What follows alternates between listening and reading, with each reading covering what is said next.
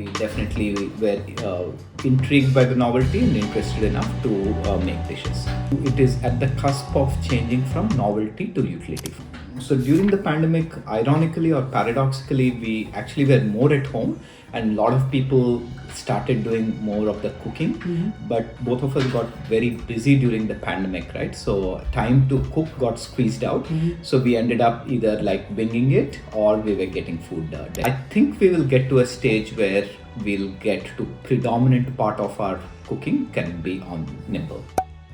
It is a time saver. I don't need to like systematically go through step by step of a recipe. Just set and forget. It's a no-brainer in terms of you don't need to think of a recipe. Been very happy with the dishes, so I should say they exceeded our expectation. When you did not make something on the device, did you still cook on the stovetop? No, I've been seeing the editions, and yesterday my daughter and I, we were just scrolling through and we were quite impressed with the assortment. At one point we thought that we will be recipe limited. Now I'm convinced that we will be our effort limited, not recipe limited.